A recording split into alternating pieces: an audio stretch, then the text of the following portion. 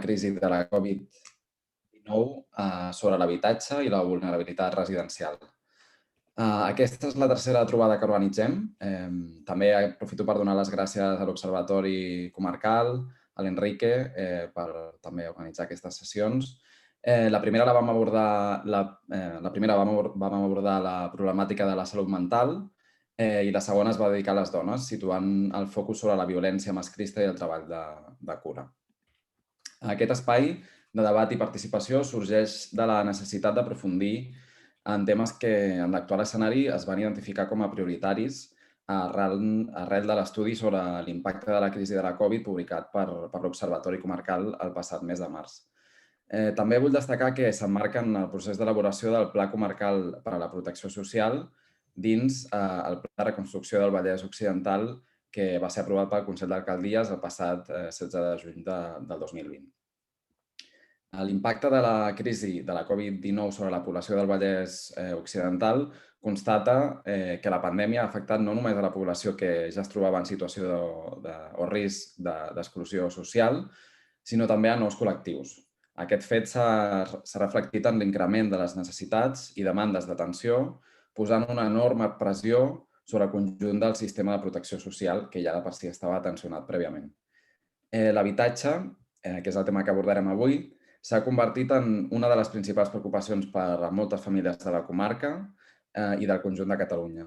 Els problemes d'habitatge no tenen a veure només amb l'accés, sinó també amb el manteniment, l'endeutament i d'altres dificultats que es deriven de la pujada de preus, especialment del lloguer.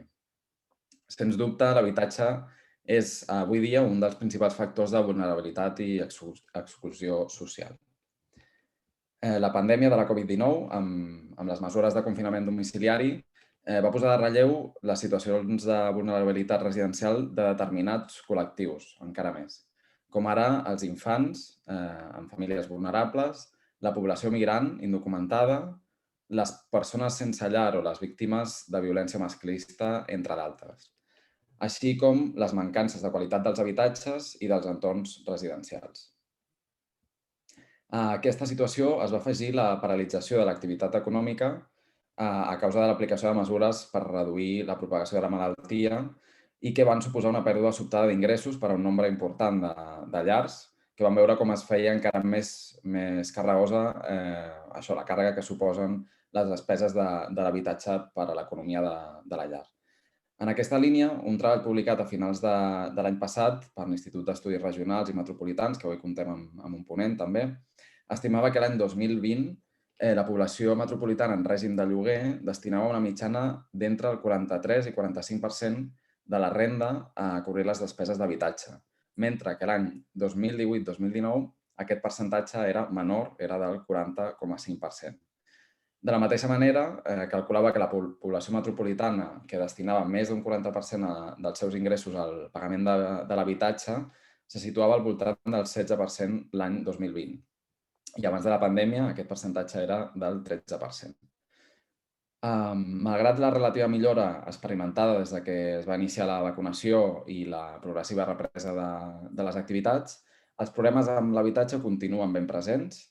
I, per exemple, tot just la setmana passada, Càritas mostrava en un informe amb dades del 2021 com un 30% de les persones ateses per aquesta entitat s'havien vist obligades a canviar d'habitatge.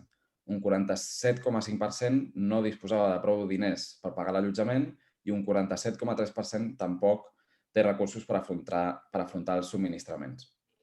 Per aquests motius, queda clar, doncs, que l'habitatge esdevé un dels principals reptes que han d'afrontar les administracions públiques i amb aquesta missió hem organitzat aquest webinar d'avui. Vull agrair especialment als ponents d'avui la seva predisposició per ser amb nosaltres a aquesta sessió i donar el seu punt de vista i, sobretot, la seva expertesa en aquesta qüestió que estic segur que ens ajudarà a l'hora de pensar i dissenyar les polítiques públiques dels propers anys i un tema com l'habitatge del qual no podem defugir i continuarà ben present. Sense més, si us sembla, us els presento. En primer lloc, tenim el Jordi Bosch, que actualment és director tècnic de l'Observatori Metropolità de l'Habitatge. Al llarg de la seva trajectòria professional, principalment vinculada amb l'administració pública, ha treballat en polítiques d'habitatge, urbanisme i sistemes residencials, temes sobre els quals també ha realitzat nombroses publicacions acadèmiques.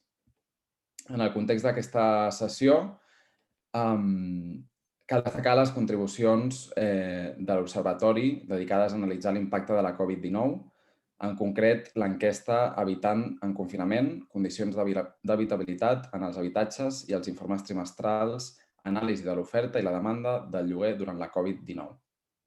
En segon lloc, la Rosalina Alcalde és cap de l'àrea de metodologia i estudis en acció social de la Fundació Pere Tarrés i compta amb una llarga trajectòria investigadora en els àmbits d'infància i adolescència, immigració i educació, entre d'altres. Compta amb més d'un centenar de publicacions acadèmiques. Cal destacar la recent publicació de l'estudi Habitatge, Infància i Salut de la Fundació Pere Tarrés, en què s'aborden 4 elements claus de la situació econòmica de les famílies i els seus efectes sobre l'habitatge: la inseguretat residencial, la qualitat de l'habitatge i la salut dels infants. I, finalment, també comptem amb l'Albert Sales, investigador de l'Institut d'Estudis Regionals i Metropolitans de la Universitat Autònoma de Barcelona i professor associat del Departament de Ciències Polítiques i Socials de la Pompeu Fabra. La seva àrea principal de recerca és l'excursió social a les zones urbanes.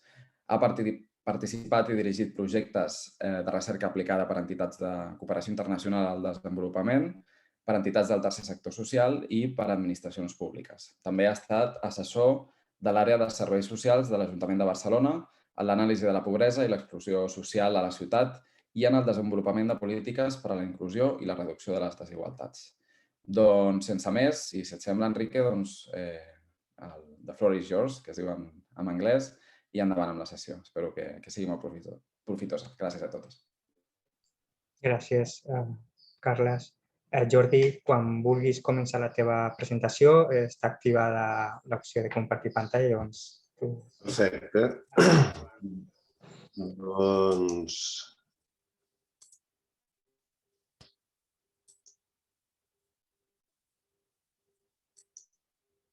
Ho veieu bé? Sí, no? Perfecte. Es veu.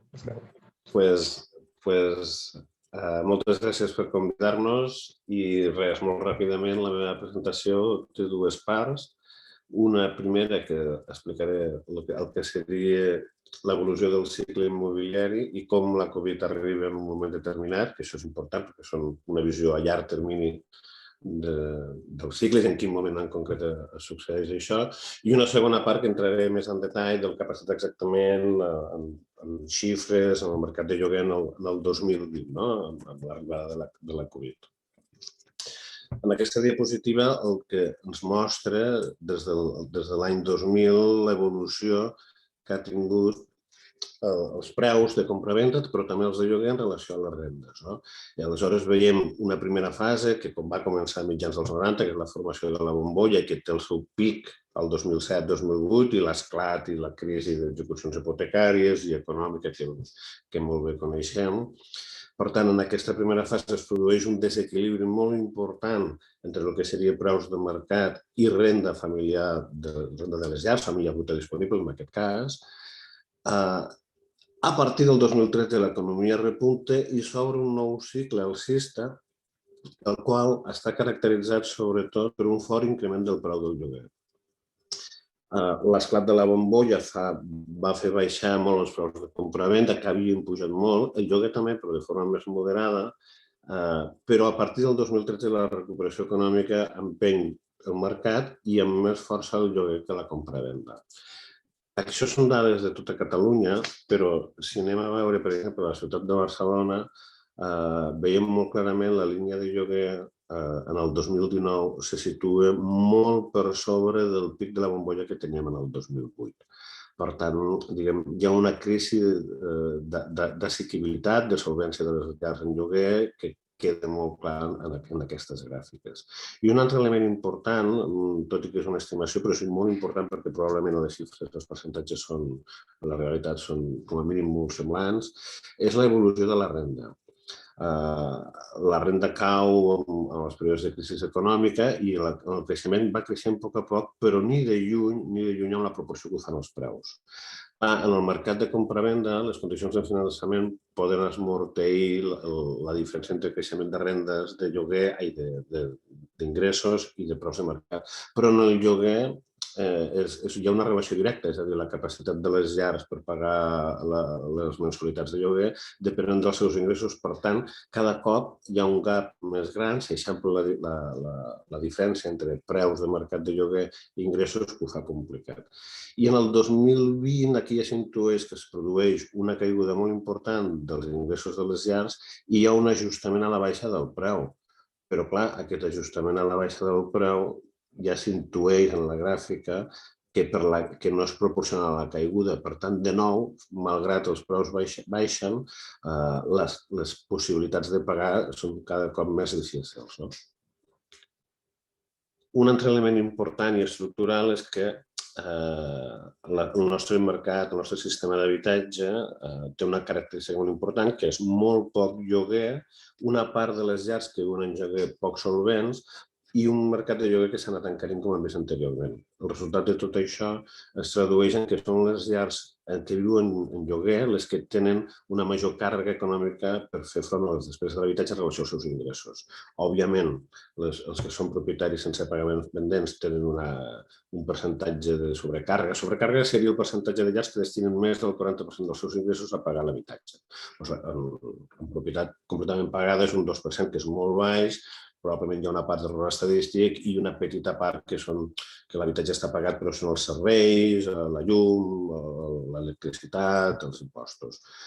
Quan hi ha hipoteca, el percentatge puja fins al 17-18, estem parlant de Barcelona i àrea metropolitana sense Barcelona, i s'enfila fins al 42-43 en el lloguer, que és un percentatge molt, molt, molt elevat.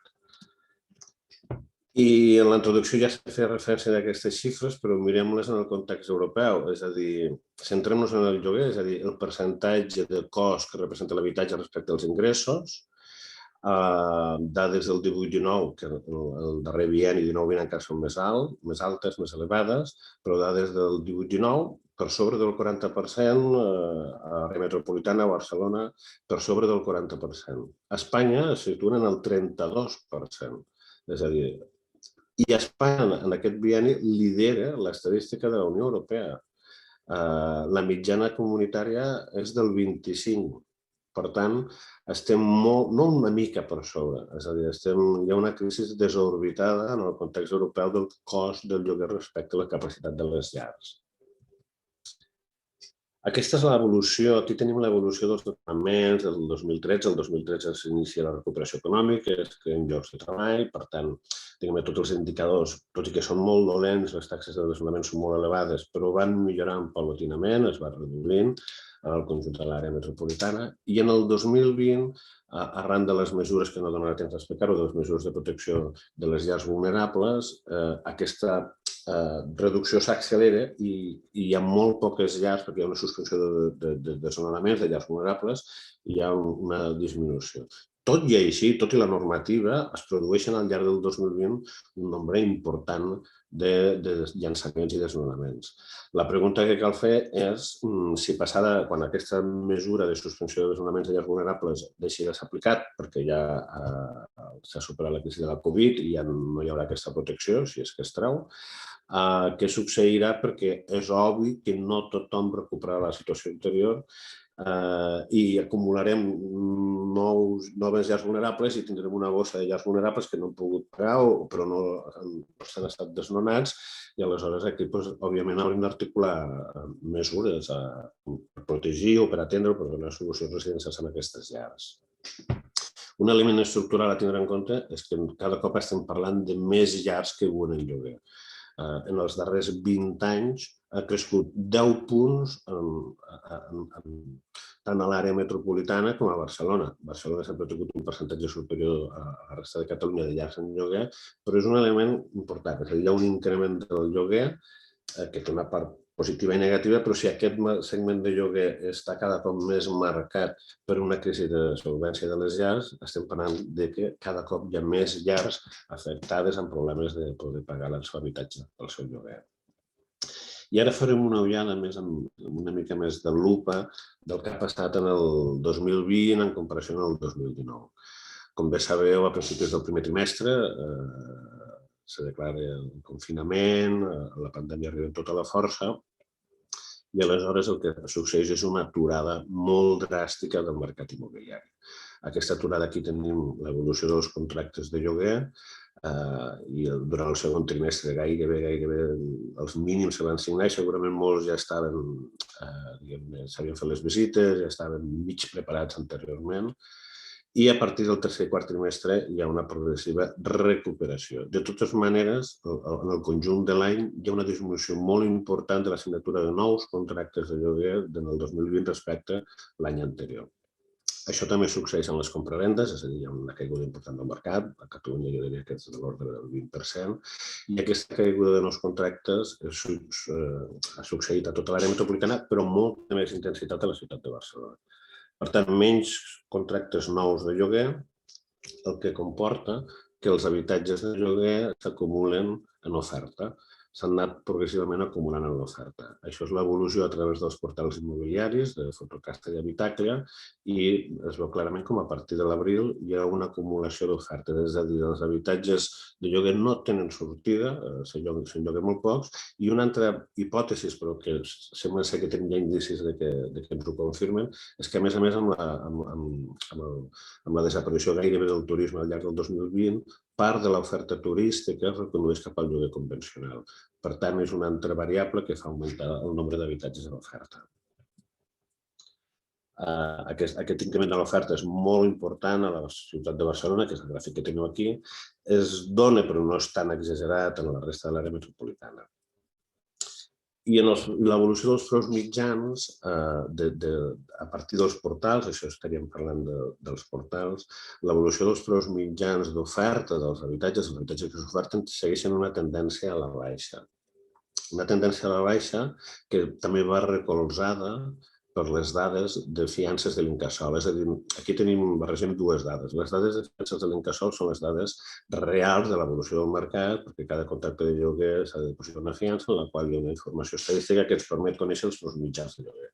I d'altra banda, l'anàlisi dels portals immobiliaris és un indicador avançat de la tendència del mercat, perquè estem parlant d'habitatges que estan en oferta i de cerques de demanda que busquen habitatges a un determinat preu. Aquesta oferta i demanda encara no s'han ficat d'acord i, per tant, les condicions finals les comprovarem mitjançant les fiances d'Incasòl. La qüestió és que tant a través dels portals immobiliaris, en preus d'oferta, a través dels portals immobiliaris, en els preus que busca la demanda i també a través del registre de fiances d'Incasòl, totes aquestes fonts mostren com al llarg del 2020 es produeix un descens, una progressiva disminució a la baixa del preu del lloguer. Val a dir que, per exemple, a Barcelona aquest descens es produeix amb anterioritat a l'arribada de la pandèmia. I aleshores aquí cal recordar un dels primers gràfics que us ensenyava dels cicles. És a dir, abans de l'arribada de la pandèmia hi havia una tendència a la baixa del preu a la ciutat de Barcelona. I el que ens fa pensar també que potser el cicle ja havia arribat a un punt màxim o un esgotament de pujada i que l'únic que probablement ha fet la Covid és accelerar el final del cicle. És una hipòtesi que veurem en els propers anys. Aquí veieu també, això és la ciutat de Barcelona, veieu la línia de dalt, seria els preus d'oferta i a baix tenim els preus de la demanda. Aleshores hi ha un desencaix, és a dir, està clar que el que oferta un preu, a veure si pot llogar, el preu màxim, màxima rentabilitat, la demanda intenta ajustar dins de les seves possibilitats i com que les seves possibilitats van minvant, també cada cop fa cerques una mica més baixes i per tant estem en aquesta fase de reajustament a la baixa, totes dues preus, tots dos preus, tant d'oferta com demanda, tendeixen a la baixa i entremig estarien els preus d'Incasòl. El gap entre el que s'oferta i el que busquen els demandants de lloguer s'ha anat reduint, però és molt notable, és molt important encara. A la ciutat de Barcelona aquest gap està al voltant dels 400. A la resta de l'àrea metropolitana, simplifico perquè cada portal dona xifres diferents, però estaria al voltant dels 300. És a dir, per a trobar un punt d'equilibri encara queda molt camí per recórrer. Aquí veuríem la resta de l'àrea metropolitana, com veiem aquest ajustament també s'està produint, però de forma més suau que la ciutat de Barcelona. Lògicament, la ciutat de Barcelona tenia els preus molt més encarits que la resta de Catalunya. Jo podria estendre'm una mica més. No sé si tinc 3 minuts o 2, o ho deixem aquí i deixem per al final. Jordi, pots continuar uns minuts més. Doncs a curt termini. A curt termini, a mi em sembla que ho he indicat una mica ja, però em sembla molt evident, molt urgent, a nivell municipal, a tots nivells, però centrant-nos més en el paper dels municipis, en com articular mesures per protegir aquestes llars vulnerables. Probablement, l'únic instrument que ens pot permetre a curt termini són ajuts directes. Ajuts directes perquè altres instruments de generar habitatge de lloguer social públic necessiten d'uns temps que les llars en situació més crítica no poden esperar. I l'altra reflexió, més en el curt i mig termini, si tenim una oferta d'habitatge de lloguer que no té sortida o que no troba encaix en la demanda, també és un nínxol d'oportunitat per a desenvolupar polítiques de mediació. És a dir, si els habitatges, si hi ha un estoc en oferta que li costa tenir sortida, si les mesures de mediació són atractives, generen incentius, d'aquí pot sortir una part d'un lloguer social que no serà de titularitat pública perquè serà de propietat privada, però que pot donar, no en l'immediat, però sí en el curt mig termini, una solució residencial. I la tercera reflexió i última, i amb això ja acabo, és una reflexió en el llarg termini. Des del 2008 ens estem movent, o almenys el principal element que marca les polítiques d'habitatge i els anàlisis és l'emergència habitacional. En el 2008 es produeix una crisi d'execucions hipotecàries que també va derivada de llançaments i també s'accentua després en el mercat de lloguer. El mercat de lloguer a partir del 13 entra en una dinàmica molt excloent a nivell econòmic. Ens movem a batzegades, és el nostre sistema d'habitatge, però hauríem de tindre una visió a llarg termini. Una visió a llarg termini que permeti gaudir d'un coixí estructural de recursos que permeti afrontar millor aquestes crisis. Des d'una perspectiva europea, les mesures adoptades a Espanya per protegir les llars vulnerables en lloguer són de les més fortes. I això s'ha de dir, en comparació amb altres països europeus, la protecció de les llars en lloguer són de les més potents mesures jurídiques. Però, en canvi, la nostra infraestructura de lloguer, de polítiques d'habitatge, en matèria d'ajuts directes al pagament del lloguer o de parc públic de lloguer social, són de les més petites d'Europa. I això explica per què fem lleis, potser que en aquest cas han sigut molt intervencionistes i al meu entendre molt correctes, en la meva opinió, però perquè no tenim aquests recursos. Aleshores, aquesta reflexió a llarg termini no l'hem de perdre perquè si no només ens mourem amb l'emergència de forma permanent. I ho deixaria aquí. Moltes gràcies, Jordi. Si teniu alguna pregunta, algun dubte, alguna cosa, podeu fer servir el xat com a mitjà per traslladar aquestes preguntes, aquests comentaris. Sou lliures. Si algú té alguna consideració, abans de donar la paraula a la segona, a Rosalina. I si no, deixem pel final el debat. D'acord? Ho deixem pel final. Sí, perfecte. Rosalina, dono la paraula a la exposició sobre habitatge, infància i vulnerabilitat. Molt bé, bon dia a tothom. Moltes gràcies per convidar-nos a la Fundació a aquesta jornada. Nosaltres, com Fundació, que ja segurament molts de vosaltres ens coneixeu, el nostre tema central en acció, en recerca, en estudis, és el tema de la infància i les famílies vulnerables. Llavors, aquestes dades tan interessants que ha donat el Jordi Bosch, Nosaltres ara, d'alguna manera, les centrarem precisament en aquelles famílies que han estat més castigades per la crisi i on el tema de l'habitatge és un autèntic drama. Nosaltres ja treballem, o sigui, les famílies en les que hem treballat, el grup que ha fet aquest petit estudi, que en comparació amb els estudis que ha presentat ara el company i presentarà l'Albert, és una cosa molt petita, no? Però era un estudi que volíem fer a la Fundació perquè des dels centres oberts, sabeu que nosaltres tenim una xarxa de centres socioeducatius, era alarmant i molt preocupant el que se'ns estava arribant, no? I la detecció que els educadors i les educadores socials estaven fent al voltant del tema de l'habitatge. Us he deixat aquí al xat, per si vosaltres després voleu tenir aquesta presentació, el link a la presentació. Jo ara la projectaré perquè sempre és més fàcil fer el seguiment del discurs a través d'aquí. Aquest estudi és un estudi que hem fet a partir d'una enquesta a famílies, una mostra, ara us contaré, de 170 i pico de famílies, que en proporció a les que tenim als centres socioeducatius és una mostra representativa. S'ha completat un grup de discussió amb educadors i educadores que estan treballant a primera línia i vam voler fer també un petit taller amb infants dels nostres centres, no perquè parlessin de les seves situacions, sinó perquè ens parlessin, eren nens i nenes que estan a un centre que tenim al Raval, perquè ens parlessin de com veuen ells aquest tema de la vivenda, de l'habitatge, en un entorn com el del seu barri. I realment van sortir coses molt sorprenents. Ja us dic que aquest estudi, la finalitat era visibilitzar, posar de relleu aquesta situació de les famílies vulnerables dels barris de Barcelona i fer una denúncia sobretot de què està passant i com està agreujant, com ha agreujat la crisi de la Covid o del Covid a l'habitatge. Comparteixo la pantalla. Molt bé. Veieu la presentació? Sí? Perfecte. Molt bé.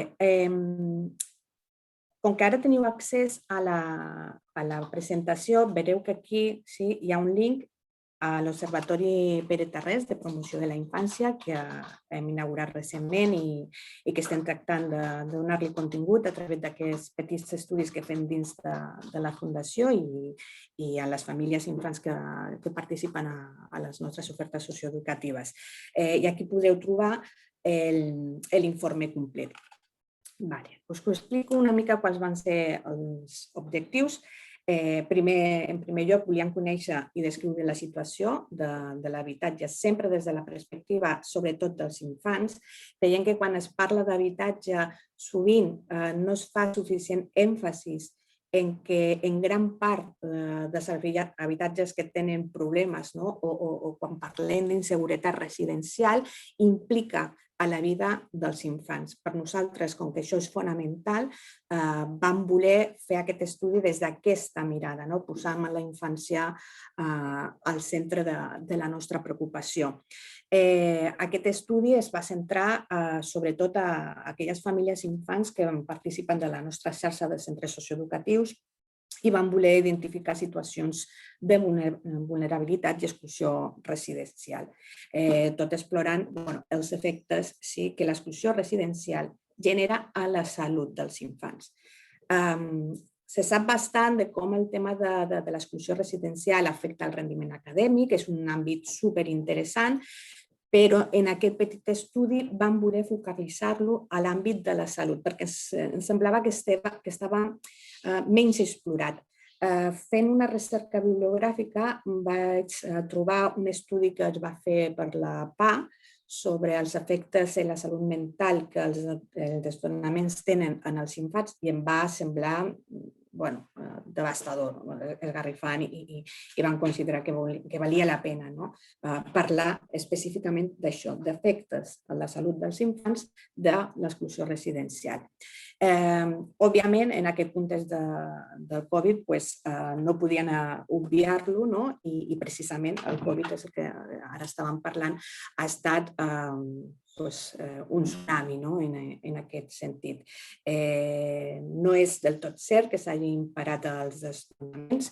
Als nostres centres socioeducatius, els educadors i les educadores saben, coneixen de primera mà què ha estat passant en alguns d'aquests barris de Barcelona i de fet, una de les tasques que han fet durant aquests mesos és acompanyar emocionalment també a les famílies, no? Inclús assessorar quan s'han donat problemes vinculats als desnonaments i també anar a parar desnonaments a barris com el Raval. Un objectiu també era que aquests estudis serveix per donar orientacions als educadors i educadores que estan treballant en aquests centres i que es troben en una infància que està afectada per el risc de l'exclusió residencial, què s'ha de fer per atendre'ls bé. Van participar 24 centres de la nostra xarxa, van fer una enquesta a famílies, 176 famílies, i com us deia, van participar, van fer un grup de discussió amb educadors i educadores i aquest petit taller amb infants d'un centre del Raval. Aquestes segur que l'Albert donarà dades més precises. Nosaltres, una mica per ubicar la situació de les nostres famílies, vam mirar què passava a nivell general de tota Espanya. Què ens interessava ressaltar? Coses que ja sabem però que val la pena insistir sempre en aquestes dades perquè quedi clar que no se'ns oblidi. Saben que les famílies, les llars que tenen menors, són llars que tenen una major exposició a la pobresa. Ja sabem que la vulnerabilitat social és molt més gran quan hi ha infants a la llar. Per tant, quan parlem de problemes residencials, molt probablement els infants estaran implicats perquè són aquestes llars, les que tenen infants, les que més vulnerables són a les desigualtats socials i també a la desigualtat residencial. Ok, superdrama, el drama de les llars monomarentals. Sabem que el risc de patir pobresa és molt alt entre les famílies monomarentals i nosaltres, als nostres centres socioeducatius, ho sabem de primera mà. És la cara de la pobresa, una dona que cria en solitari o està en solitari cuidant dels seus fills. Sabem a nivell d'Espanya que el 7% de les famílies amb infants té deutes relacionats amb l'habitatge, enfront del 2% de les famílies que no tenen infants. Saben també que a Espanya un 6% dels infants viuen en habitatges insegurs. Un 13% ho fan en habitatges inadequats. Que el 12% de les llars que tenen menors tenen problemes per assumir els pagaments. Ara veurem que això són les dades en general d'Espanya. Aquesta realitat com s'incrementa en el perfil de les famílies amb les que nosaltres treballem i que són famílies que ja tenien un entorn de vulnerabilitat. Un 16% pateix pobresa energètica, i hi ha una relació directa entre la qualitat de l'habitatge i la salut dels infants. Un tema que ens preocupa és que la pobresa, que té la seva cara probablement més dura a l'habitatge, el que ens preocupa quan parlem de pobresa infantil és que la pobresa, sobretot quan es dona a edats molt primerenques, pot generar seqüeles importants que perdurin al llarg de la vida o gran part de la vida infantil i adolescent. És a dir, no és una cosa que millorarà la situació de les famílies d'aquí uns anys i ja està, partirem de zero, sinó que aquestes seqüeles, per exemple, fixeu-vos en l'àmbit del rendiment acadèmic, èxit escolar, perduraran al llarg del temps. Quan parlem de temes de salut, podem imaginar que això també perdurarà. Com són les famílies dels nostres centres? Quina és la seva situació? Fixeu-vos, el perfil de família monomarental. Un 65% de les famílies que nosaltres atenem, i per tant famílies vulnerables, són famílies monomarentals. Un 46% de les famílies que vam entrevistar creuen que estan en risc de perdre el seu habitatge. I no és només una percepció subjectiva. Tenen raons objectives per patir per la pèrdua de l'habitatge. Per exemple, no poder pagar el lloguer, no poder pagar les despeses de l'habitatge. És a dir, hi ha una por que té una consistència, que té una raó.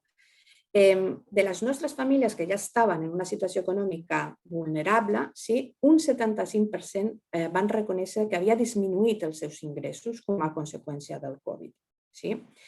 Un 64% no tenen ingressos procedents de feines regulars.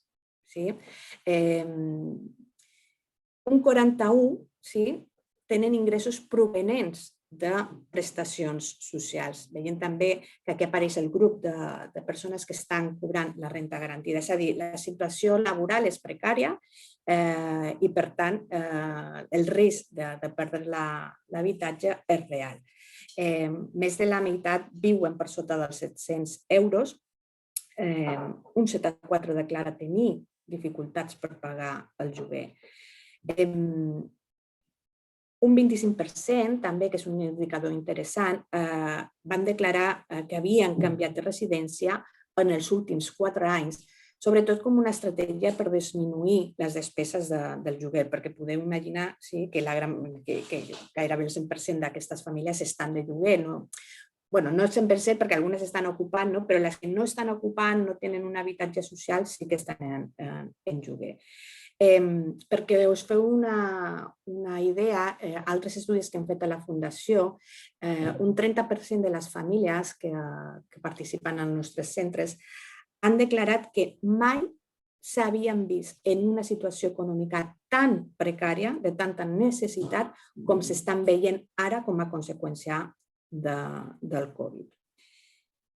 Fixeu-vos en aquesta dada. Aquesta dada és una dada alarmant. Un 10% de les famílies estaven ocupant un habitatge. Un 10% de les famílies amb nens, amb infants, estaven ocupant un habitatge. Imagineu-vos això com afecta la vida d'un infant. Ara parlarem una miqueta d'això. Un 8% estaven jugant una habitació dins una altra casa i un 6% estaven vivint en un habitatge social. És a dir, aquestes dades són molt alarmants.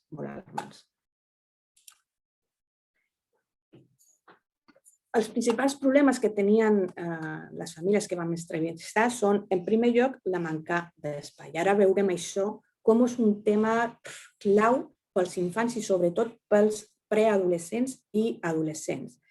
Altres problemes, efectivament, la falta d'habitacions, que estaria relacionada amb això, i després un 26% va declarar tenir problemes de goteres, humitats, falta de seguretat al barri, un 16%, problemes per la salut, que serien els indicadors bàsics de condicions de l'habitatge. Perdoneu.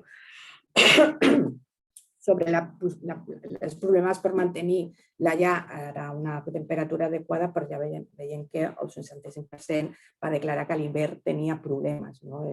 Per tant, és una qüestió de pobresa energètica. En quant a l'amuntellament, un 14% va declarar, o vam estimar nosaltres, a partir de les dades que es donava amuntellament, i un 70% no es donava, però un 14% és un percentatge bastant elevat. Com afecta la salut, com afecta l'habitatge a la salut dels infants? Això són respostes de les famílies que van entrevistar, és a dir, les famílies detectaven, reconeixien que la salut, les condicions de l'habitatge afectaven els seus fills i filles. En quins aspectes? La majoria, òbviament, va dir que no, un 36%, però els que van declarar que sí reconeixien afectacions físiques a la salut dels infants i problemes en la intimitat familiar. De nou surt això, problemes d'espai, problemes d'intimitat, que veurem que és un tema bastant feixuc pels infants. Veurem ara ràpidament característiques de l'habitatge que tenen un fort impacte a la salut dels infants. Veurem què diu la literatura especialitzada i què hem vist detectar nosaltres en aquest petit estudi. Sobre afectacions físiques, què diuen els estudis? Que les condicions de l'habitatge afecten a tots aquests aspectes, malalties respiratòries, exposició a al·lèrgens, accidents, alimentació, etc. Aspectes que nosaltres hem vist i que no és fàcil conèixer-los si no parles amb els infants. Per exemple, com afecta tenir una llar que no està en condicions en la relació amb els iguals? Hem detectat, i els educadors detecten, que l'habitatge és un indicador clar o visibilitza clarament la situació de pobresa dels infants. I existeix un estigma de la pobresa. Als nens i les nenes els hi fa vergonya ser pobres.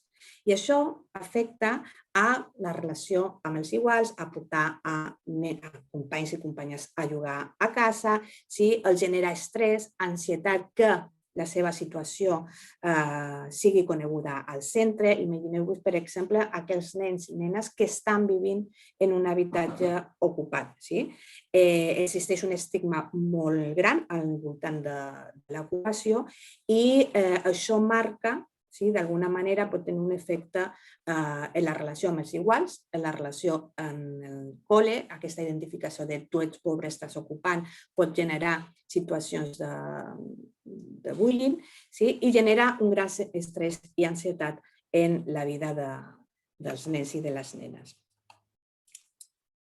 Un altre aspecte que té a veure amb les despeses és que, òbviament, les despeses condicionen el pressupost. Ja ens estava comentant abans el Jordi Bosch que el gruix de les famílies dediquen al voltant del 40% del seu pressupost al lloguer.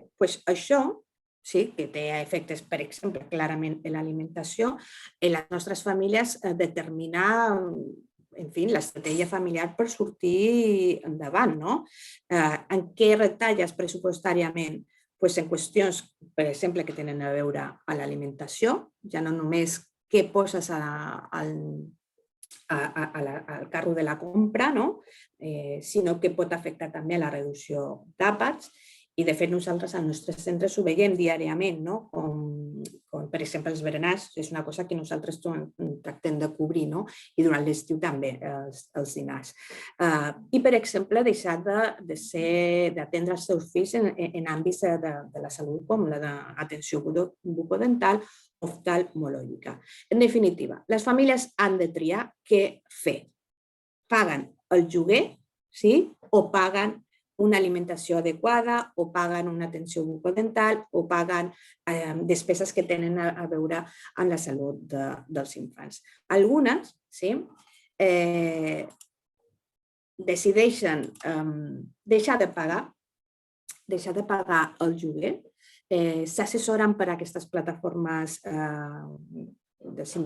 per exemple, com els sindicats de l'habitatge, que estan representats en diferents barris de Barcelona, són assessorats i deixen de pagar perquè s'estimen donar prioritat a altres despeses que garanteixen el benestar dels infants i el benestar més en termes de salut de les famílies. Deixar de pagar no és una situació fàcil i, de fet, les famílies que donen aquest pas són famílies que d'alguna manera fan un procés d'empoderament i que és una decisió racional. No obstant, imagineu-vos la situació d'un infant que viu aquesta situació de possibilitat de perdre l'habitatge. Com afecta això a la seva sensació de vulnerabilitat, por, falta d'arrelament, angoixa, nerviosisme, i el que és més preocupant és que els infants es passa als adults, no els passarà als infants, no sempre saben expressar aquest malestar o no volen parlar d'això amb els seus mestres o educadors socials.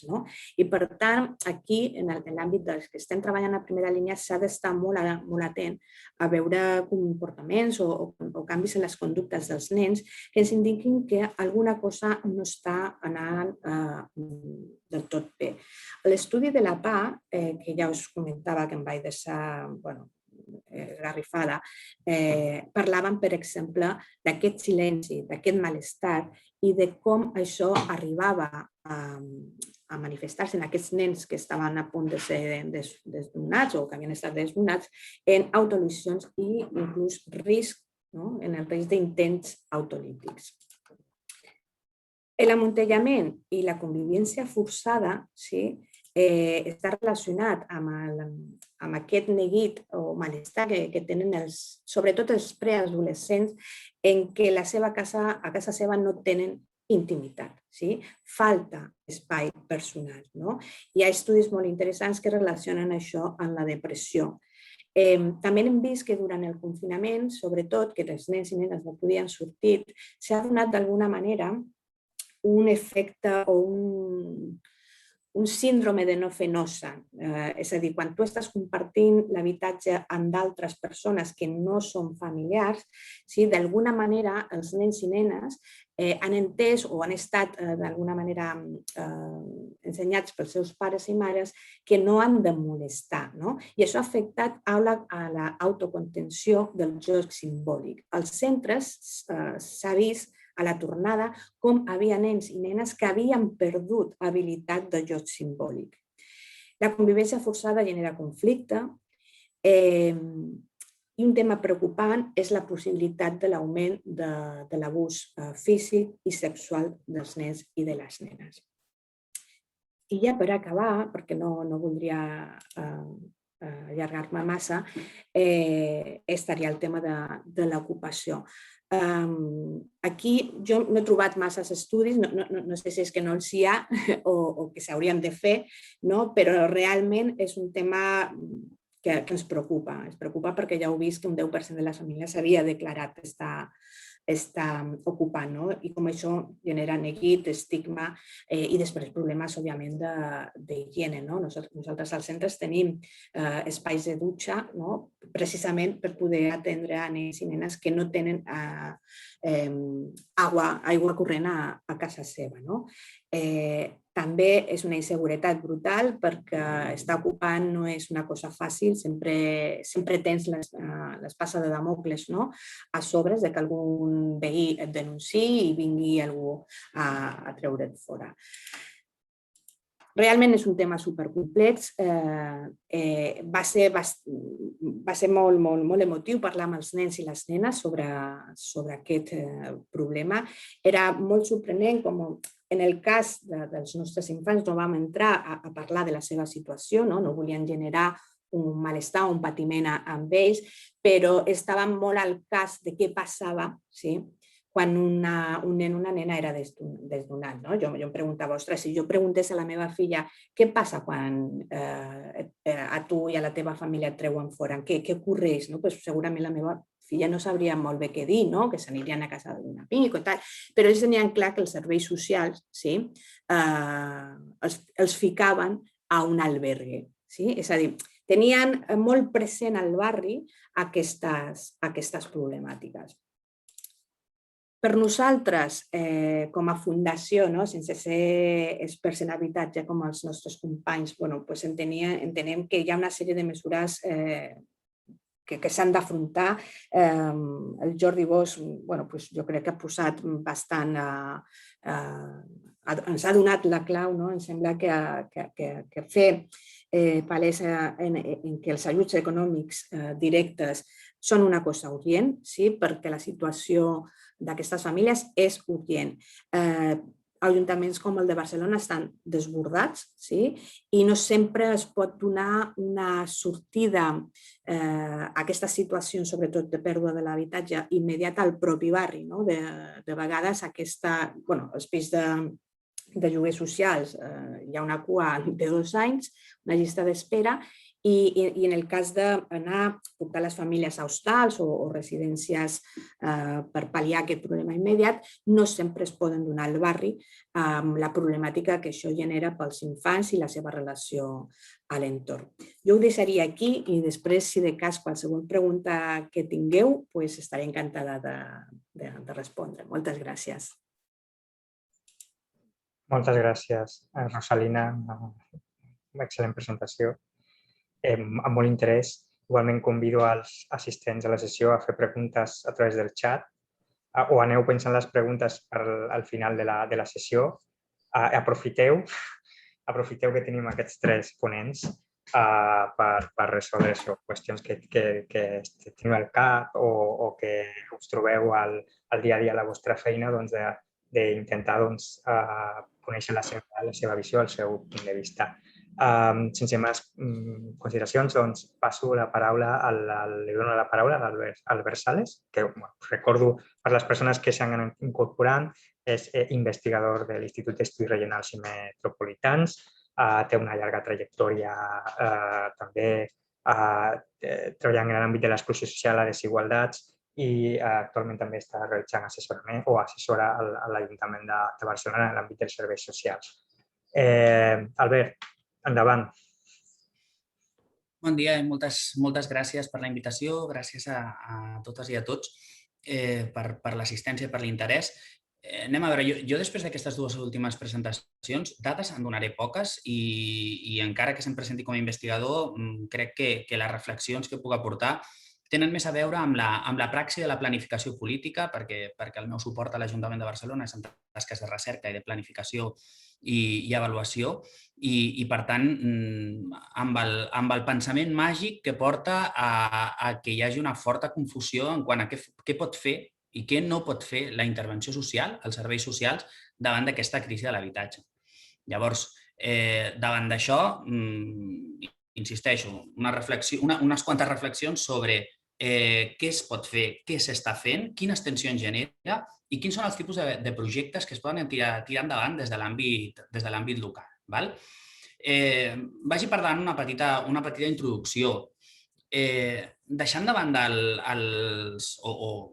o en paral·lel a l'evolució dels indicadors macroeconòmics, crec que totes coincidirem que per una part important de la població la crisi habitacional és crònica. És a dir, un mira les gràfiques que presentava fa una estona el Jordi Bosch i malgrat les fluctuacions i petits indicis de canvi de cicle, hi ha una part de la població que està exclosa permanentment de l'habitatge. Portem acumulats des de l'any 2008 fins a l'actualitat, portem acumulats uns 700.000 desnonaments a l'estat espanyol, 1.800.000 persones van ser expulsades de les seves llars i no s'han volatilitzat, per tant, en algun lloc estan. A Catalunya, en el mateix període, estem parlant d'uns 130.000 desnonaments. Per tant, anem acumulant persones en situació d'exclusió residencial que es cronifica. Però no només això.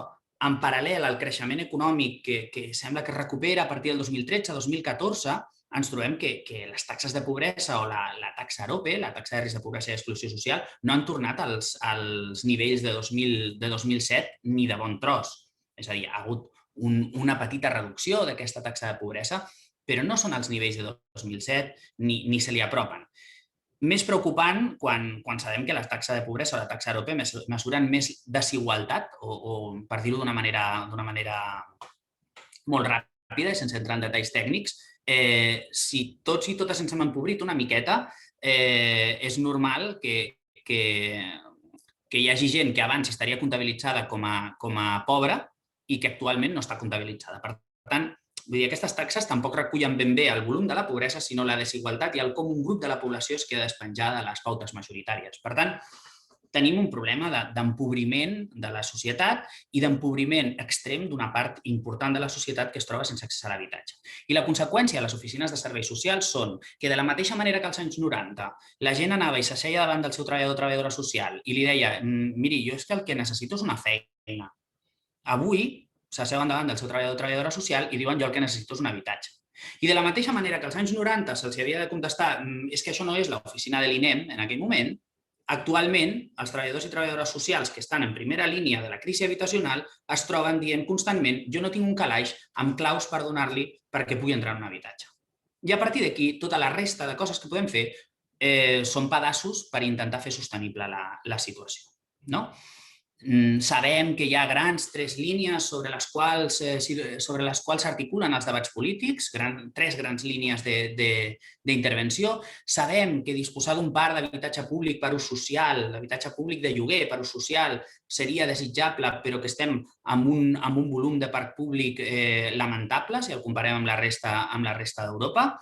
No perquè no s'hagin fet polítiques d'habitatge, perquè de vegades sento és que a l'estat espanyol no s'han fet polítiques d'habitatge, sí que se n'han fet, el que passa que no han estat orientades cap a aquesta finalitat, sinó cap a d'altres. Tenim una altra línia, que és la de controlar preus, plantejar-nos controlar preus a través del marc jurídic, i tenim l'altra línia, que és la d'augmentar les transferències públiques per a les famílies empobrides. Les dues primeres estan fora de l'abast de l'àmbit local, la tercera d'aquella manera. Tot això, tota aquesta cronificació de la pobresa i de l'exclusió residencial se'ns presenta a la crisi del 2008, que com deia es cronifica, amb una crisi d'identitat important dels serveis socials a Catalunya i a la resta de l'estat espanyol. Malgrat les declaracions d'intencions de les lleis de serveis socials, de la Llei Catalana de Serveis Socials del 2007, que parla d'acompanyament, drets, etc., els serveis socials no s'han desempallegat mai de l'etiqueta de xarxa última de suport quan les coses van molt malament i, per tant, uns serveis que no són universalistes, per la ciutadania no ho són, sinó que estan focalitzats a atendre les persones que cauen en situació de pobresa. I d'aquesta etiqueta no ens hem desempallegat mai, malgrat els intents que s'han dut a terme i malgrat que s'ha incorporat a la cartera de serveis assumptes que afecten al conjunt de la població. Llavors, davant d'això, el que acaben trobant-se damunt la taula els professionals i les professionals dels serveis públics, dels serveis socials, és un problema d'habitatge important. Comento algunes dades de la ciutat de Barcelona, no és cap vocació centralista, simplement és que són les que tenim, amb les que treballem, i és on al final es generen dades creuant diferents fonts. Aquí disposem de l'enquesta de condicions de vida com a la resta de Catalunya, però també d'enquestes focalitzades sobre les persones usuàries de serveis socials i d'alguns projectes ad hoc que ens han permès fer algunes estimacions. A la ciutat de Barcelona, si no tinguéssim en compte el cost de l'habitatge, hi hauria unes 40.000 llars que estarien en una situació d'ingressar cada mes menys del que gasten. Si incloem l'habitatge, el nombre de llars que estan en aquesta situació d'empobriment, d'haver de tirar de línia de crèdit o d'haver de tirar d'estalvis, que se'n va a les 105.000 llars. 72.000 llars a la ciutat dediquen més del 50% dels seus ingressos a despeses d'habitatge. Són 72.000 llars que estan en una situació d'extrema vulnerabilitat econòmica. Davant d'això, quina és la feina que fan els serveis socials i, per extensió, també l'acció social del tercer sector, perquè en bona part ve a suplir mancances estructurals. Què fan els serveis socials? Els serveis socials poden atendre a les persones i a les llars amb problemes per mantenir l'habitatge i, per tant, intenten aturar la caiguda cap a una situació d'exclusió residencial. Davant d'això, s'administren ajudes d'emergència per fer front a despeses fonamentals. I aquestes ajudes d'emergència, tota la feina, els estudis qualitatius i quantitatius sobre la distribució pressupostària mensual de les llars ateses pels serveis socials ens indiquen que serveixen per alleugerir la cistella de la compra perquè la gent pugui pagar l'habitatge i no quedar-se al carrer.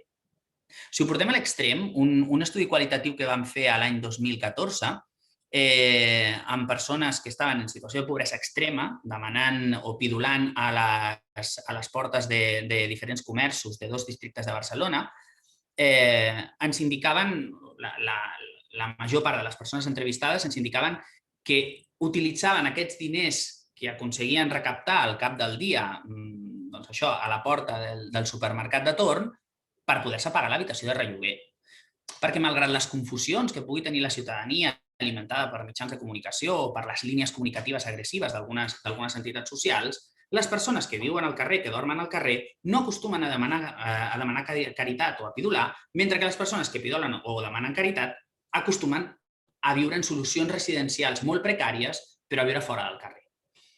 Això seria l'extrem, però la realitat és que quan paguem despeses des de serveis socials amb ajudes d'emergències, estem alleugerint la cistella de la compra perquè la gent pugui pagar una habitació de relloguer o perquè pugui pagar el lloguer de l'habitatge i no perdre'l, no? També actuen els serveis socials a l'hora d'acompanyar per sol·licitar transferències d'altres administracions. La renda garantida de ciutadania, els serveis socials exerceixen aquest paper de mediador, d'ajudar a tramitar quan aquesta és denegada, de comunicar que és denegada, amb la qual són l'assa dels cops que està al mig d'una política que no és pròpia. I després, amb el tema de l'Institut Nacional de la Seguridad Social i la tramitació de l'ingrés mínim vital, també podríem parlar una bona estoneta de com aquesta tramitació o era facilitada pels serveis socials o no era, perquè tot el mecanisme telemàtic per tramitar l'ingrés mínim vital era un autèntic despropòsit, o segueix sent un autèntic despropòsit. Insisteixo, un cop més, les úniques oficines obertes en els moments més durs de la pandèmia eren les de serveis socials, no pas la de l'Institut Nacional de la Seguridad Social. Els serveis socials, en el cas que existeixin serveis addicionals en un municipi, com en el cas de Barcelona, de mediació amb la propietat per no perdre l'habitatge, doncs deriven cap a aquestes oficines d'habitatge, cap a aquests serveis de mediació.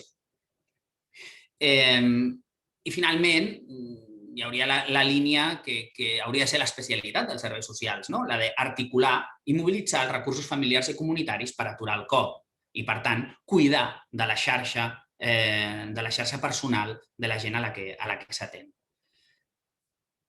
Aquesta funció, que és una funció prioritària, és una funció que queda en molts casos amagada per tota la resta d'urgències. I per una última funció, que és elaborar informes de vulnerabilitat social per 1.000 actors diferents que demanen als serveis socials que siguin els certificadors de les situacions de pobresa. Això en la prèvia. Segon estadi, atenció a persones que estan en procés de desnonament. I aquí tindríem la polèmica, en la que no entraré ara, però que podem deixar oberta, de quin és el paper dels serveis socials quan s'executa un desnonament.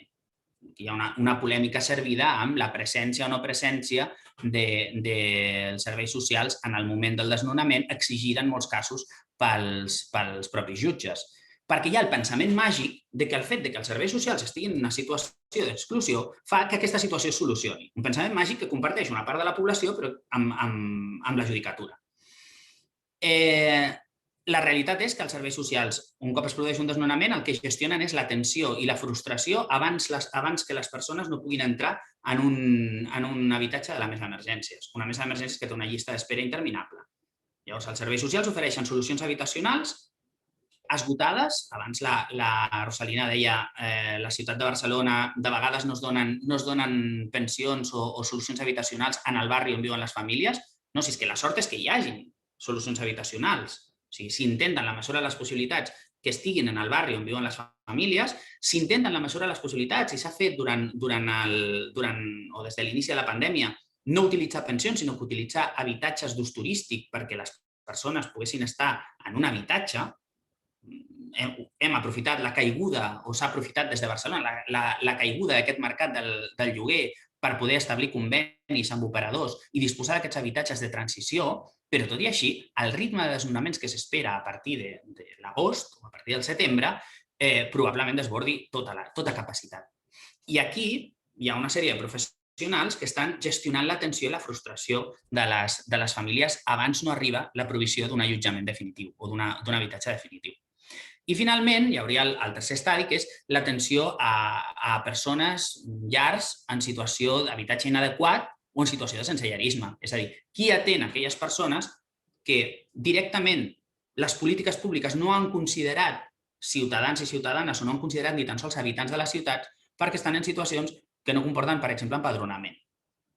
I aquesta competència d'atendre a les persones sense llar o a les persones que estan en diferents formes d'ocupació o en assentaments irregulars sensolars també és una competència dels serveis socials municipals, sense cap capacitat de poder donar un allotjament definitiu donada la situació de tensió de l'habitatge i la falta de disponibilitat d'habitatge públic d'ús social per tenir cura de les persones en situació de fragilitat extrema de la nostra societat. Llavors, davant d'això, tenim una situació en els propers mesos certament complicada. Per què? Perquè, per una banda, s'acceleraran els desnonaments o és esperable que s'accelerin els llançaments. Per l'altra, ara mateix hi ha una situació continguda d'increment del nombre de persones dormint al carrer, en el cas de la situació de la ciutat de Barcelona, un nombre estabilitzat per sota de les 1.000 persones, perquè durant l'emergència de la Covid s'ha crescut en prestació de servei de les 2.200 places a les 3.000 places actuals. Per tant, ara mateix hi ha 3.000 places d'allotjament provistes a través de diferents mecanismes, ja siguin directament del Programa Municipal d'Atenció a Persones Sense Llar o ja sigui per entitats privades amb els seus propis recursos, però són places que no són en habitatge definitiu. Són places que el que pretenen és que una persona estigui allotjada, ja sigui en un centre residencial, en un pis de transició, etc., perquè després faci la seva vida. Però perquè després faci la seva vida com? Hauria de poder estabilitzar la seva situació personal, emocional, després de quedar-se sense habitatge, d'estar un temps indefinit sense habitatge, hauria de poder estabilitzar la seva situació financera, hauria de poder estabilitzar la seva situació habitacional. Clar, estabilitzar la situació financera i habitacional amb el sistema de garantia de rendes que tenim, amb la precarietat laboral que tenim, quan molta gent que hi ha en els centres d'atenció a persones sense llar se'n van a treballar pel matí quan es desperten, on a la recepció dels centres d'atenció a persones sense llar tenim motxiletes de globo i la gent et diu que sí que té ingressos però que no es pot llogar absolutament res, ni una habitació o ni un llit en una habitació, doncs és certament complicat. I això se li afegeix el fet que una part important de les persones en exclusió residencial permanent, o que porten molts anys en situació d'exclusió residencial, són persones de nacionalitat estrangera, de les quals també una bona part són persones sense papers. Ara mateix, entre la població atesa pels serveis d'atenció a persones sense llar de la ciutat de Barcelona, no arriba ni a un 30% el nombre de persones de nacionalitat espanyola. I el nombre de persones sense permís de residència, sense permís de treball, està vora el 40%. Aquest 40% de persones ateses difícilment tindran una sortida cap a un mercat regulat de l'habitatge. Per tant, tenim una situació complicada en quant a l'atenció i la estabilització en aquests 3 àmbits de la vida de les persones ateses, que s'agreujarà pel fet que hi ha gent que està perdent la seva situació d'infrahabitatge des que va començar la pandèmia. Només una petita dada. El 48% de les persones que van ser ateses en els dispositius d'emergència que es van muntar al març del 2020 perquè tothom que estigués dormint al carrer tingués on refugiar-se de la Covid, quan vam dir que el millor era quedar-se a casa per protegir-se i algú es va adonar que hi havia gent que no tenia casa, doncs el 48% de les persones ateses no estaven en situació de carrer abans d'aquest esdeveniment. Aquest 48% estaven en habitacions de relloguer, o sigui, bàsicament en habitacions de relloguer, o vivint amb familiars, amics, en pisos on hi havia massa gent i van haver de sortir. Algunes d'aquestes persones han recuperat la seva estabilitat o la seva mínima estabilitat habitacional, moltes d'altres han entrat en el circuit d'atenció dels serveis socials. Llavors, davant d'això, tenim una situació que probablement es tensi i de desbordament, com s'esmentava abans, que ve donada pel fet que l'acció social no podrà suplir les carències estructurals del mercat de l'habitatge, del mercat o de les polítiques d'habitatge, de les polítiques laborals i de les polítiques d'estrangeria.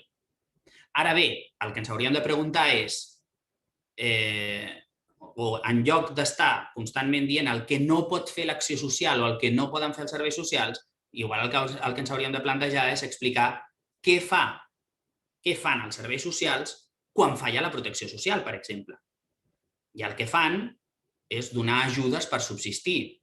Potser hauríem d'explorar línies a l'hora d'oferir aquestes ajudes que intentessin despullar-se de la condicionalitat que les ha marcat tradicionalment. És a dir, sabem que molta gent té problemes purament econòmics, doncs agilitzem el fet de donar prestacions econòmiques o ajudes econòmiques despullant-les de tota la part de condicionalitat.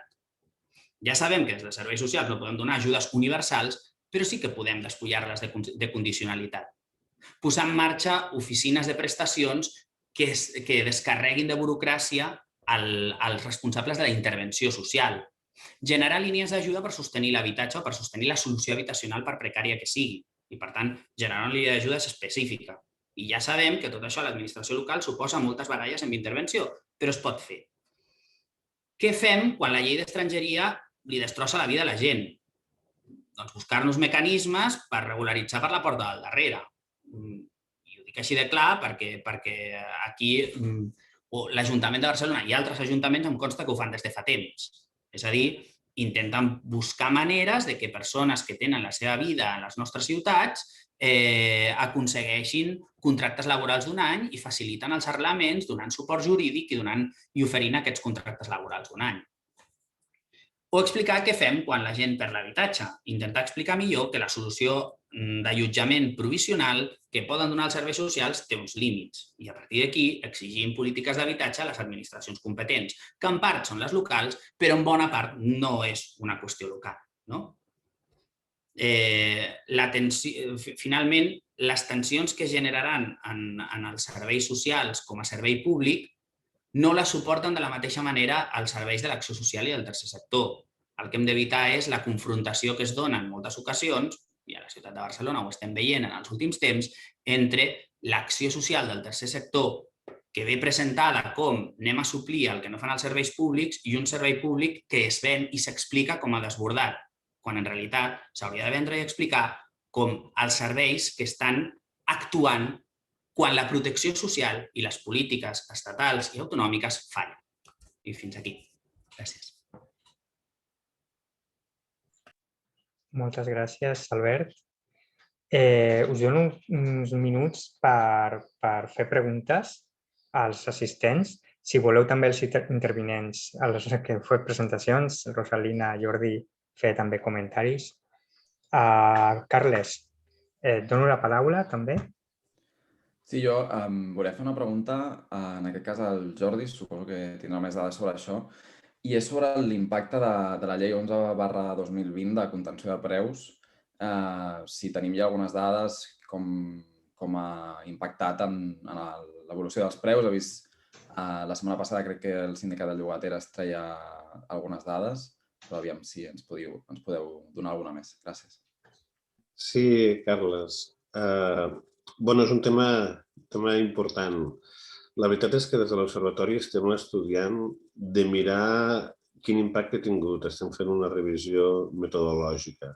Hi ha un problema a nivell tècnic, que és que la Covid ha aparegut de sobte i ha distorsionat totes les dades del mercat. Per tant, és molt difícil diferenciar què ha estat impacte de la Covid i què ha estat impacte de la llei de control de rendes que s'aprova.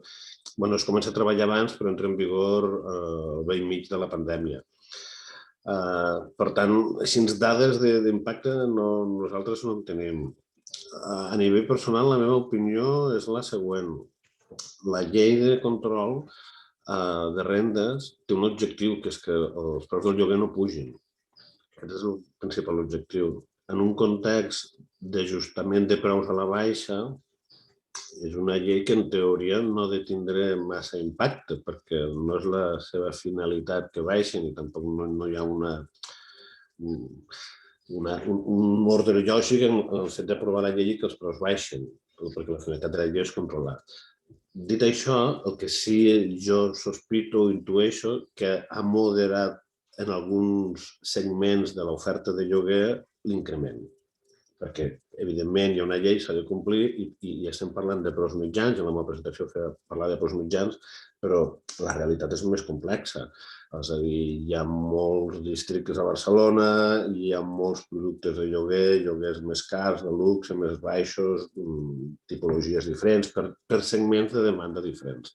Aleshores, estic convençut que la llei ja frenat en alguns productes de l'oferta de lloguer que es produeixin pujades. I això, traduït en el preu mitjà, ha afavorit que el preu mitjà sigui més baix. Però és un tema complex perquè, per exemple, les dades de l'evolució dels preus de Barcelona abans de l'entrada en vigor també mostraven una tendència a la baixa, abans de l'entrada en vigor de la llei de control de rendes. Per tant, a nivell científic i tècnic no et puc respondre i a nivell intuïtiu la meva opinió és que sí, però de forma moderada. Però que això ho comprovarem. La nostra idea és dur a terme l'any que ve un treball més profund, amb més dades, i segurament el que fa falta també és una visió més de temps, més longitudinal. És a dir, el que ha passat en aquest 2020 és una mica molt anormal en moltes coses i necessitem una mica més de temps per veure realment com evoluciona el mercat i submercats, és a dir, centrant-nos més en l'oferta estratificada que no pas en els preus mitjans. Jo volia aprofitar, només afegir una cosa i que lliga una mica amb la intervenció de la Rosalina, i és el tema dels infants, però vist sobretot de la perspectiva de gènere. Hi ha un biaix creixent de feminització de gènere, una escletxa de gènere en el que sigui l'exclusió residencial. No totes les dades disponibles permeten aquest anàlisi, aquest enfocament de gènere, perquè no estan desglossades per sexes o senzillament no es tenen perfils, per exemple, els desnonaments no tenim informació estadística dels perfils de les llars, però amb la poca informació disponible, que cada cop per hores més i esperem millorar en el futur, hi ha un eix de gènere claríssim. I un exemple molt cru, les meses d'emergència, la de Catalunya, però també la de Barcelona i probablement altres, que és l'òrgan col·legiat que decideix l'adjudicació en els casos més urgents de resolució dels expedients per l'adjudicació d'un habitatge social o d'una mesura provisional. 2/3 de les sol·licituds es fan de dones, llars encapçalades per una dona, i 2/3 de les resolucions també. Això ho veiem en l'emergència d'emergències de Catalunya i ho veiem també en la de Barcelona. I dins d'aquest percentatge, d'aquesta sobrerepresentació de les dones, no recordo la xifra exacta, però un percentatge extremadament elevat de llars monomarentals. Per tant, no només a les monomarentals hi ha fills, també en altres, però està clar que sempre que tenim una feminització d'un problema, aquest problema també afecta més percentatge als infants i també a les persones grans dependents, perquè la dona és la gran cuidadora a casa nostra. Per tant, crec que és important ficar-ho sobre la taula i en un context de Covid, és un tema del qual jo no soc expert, però el poc que he llegit, l'impacte de la Covid ha malmès sobretot sectors molt feminitzats, sectors de mercat de treball molt feminitzats. Per tant, això que estic dient jo i que són xifres anteriors a la Covid, malauradament s'haurà accentuat. Per tant, crec que és una cosa a tenir en compte per planificar les polítiques i per atendre de forma adequada aquestes necessitats. Sí, gràcies, Jordi. Tenim altres qüestions.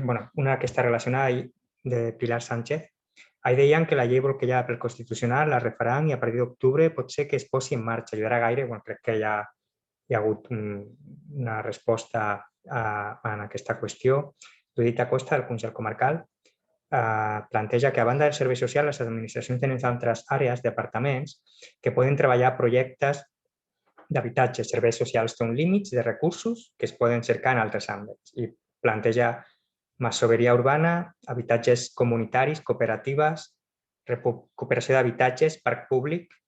No sé, Jordi, o també Albert, Rosalina, si podeu fer algun comentari amb aquestes eines alternatives a les habituals, les mesures habituals. Tenim un problema de temps. O sigui, hi ha un factor en el que treballen les polítiques d'habitatge que és que els temps no s'ajusten a les necessitats socials. O sigui, per descomptat, des dels ens locals es poden fer projectes per ampliar parc. però el parc no s'ampliarà al ritme de les necessitats socials ni de bon tros i, per tant, les tensions recauen sobre la intervenció social. De fet, el que jo volia compartir era precisament això. Per molt parc que ampliem, estem a anys llum de projectes o estem en llum de realitats com les d'altres ciutats europees o altres conurbacions europees on el parc públic o el parc per ús social ronda el 15% del parc total i aquí estem en unes xifres de riure. Per tant, acaba passant el que succeeix a la ciutat de Barcelona, que és que tot el parc que s'ha ampliat en els darrers temps ha anat a eixugar la llista d'espera de la mesa d'emergències, sense aconseguir-ho. Llavors, quin és el marge per generar altres polítiques d'accés a l'habitatge si tot el parc públic que generes va a la mesa d'emergències? Si hi ha altres polítiques d'accés, per exemple, l'accés a l'habitatge de les persones ateses en serveis que es caracteritzen precisament per això, per atendre gent que ha estat en exclusió residencial molt de temps i que, per tant, no té accés a mesa, doncs no es disposa d'aquests habitatges. Per tant, hi ha un factor que és el temps, per descomptat, és imprescindible ampliar parc i és imprescindible posar en marxa altres polítiques. Però, mentrestant, aquesta tensió no ens la traurà ningú.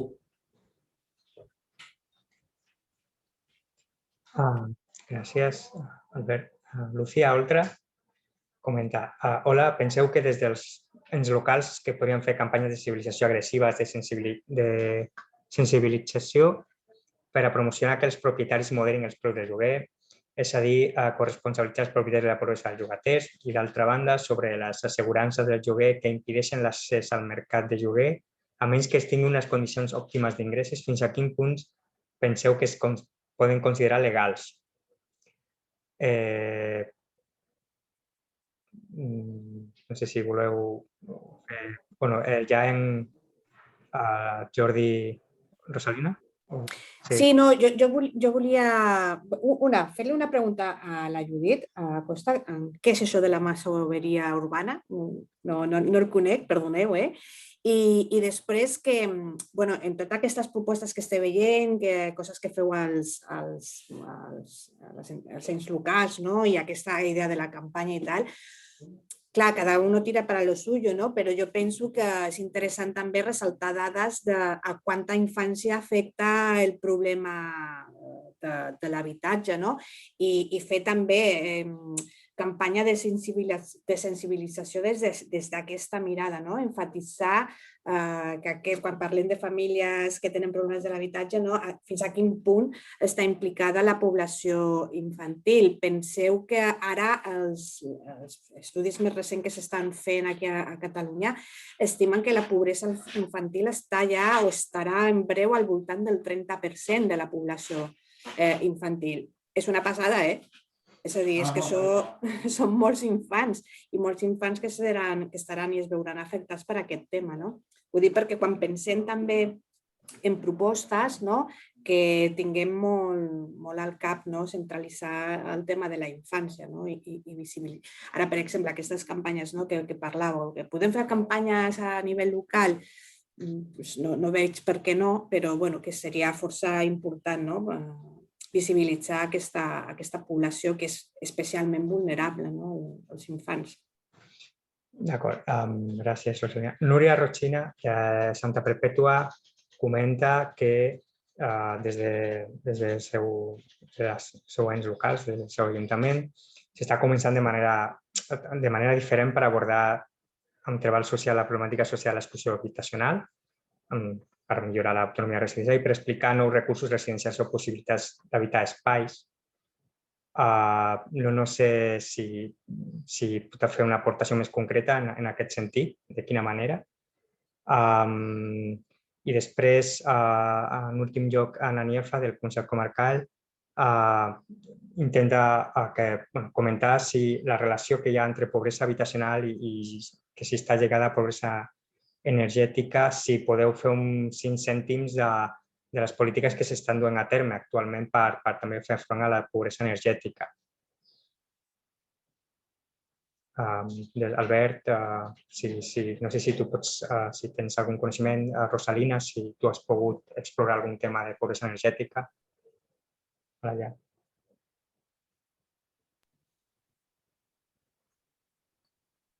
Vale. Bueno, dades concretes no, però sí que, bueno, quan vam fer l'enquesta sí que es veia aquests indicadors clars, no? De no poder tenir la llar a una temperatura adequada ni a l'hivern ni a l'estiu, no? I les dades que donaven del percentatge tan alt de les famílies per fer front a la despesa que genera una llar, no només el lloguer, sinó també tot el que té a veure amb despesa energètica. Sí, òbviament va relacionat. A grans trets, en pobresa energètica hi ha els mecanismes per aturar els talls, és a dir, quan la gent no pot pagar, es poden aturar els talls contra informe social, com sempre. Per tant, hi ha diferents mecanismes entre les empreses subministradores i l'administració a l'hora de verificar aquesta vulnerabilitat social. Abans es feia un informe social de cada família, ara són les empreses les que tenen l'obligació de consultar els serveis socials si les persones a les que van executar-los un tall estan o no estan ateses pels serveis socials, i si estan ateses pels serveis socials es genera una mena d'informe automàtic i, per tant, no es pot tallar el subministrament. Llavors, això ha estat un mecanisme que ha evitat que moltes famílies, moltes llars es quedin sense subministrament energètic, però òbviament té moltes llacunes, perquè quan estem parlant d'enganxaments informals a la xarxa o quan estem parlant de persones que no tenen tinença de l'habitatge on viuen, no tenen cap contracte i tal, la cosa es complica bastant, no? I després hi ha la part del bonus social o a l'intentar que les pròpies empreses facin un descompte sobre el preu del subministrament. D'acord, moltes gràcies, Albert. Teniu en consideració el temps disponible, si us sembla, li passo la paraula a Carles Rodríguez perquè faci la cloenda de la sessió. Moltes gràcies.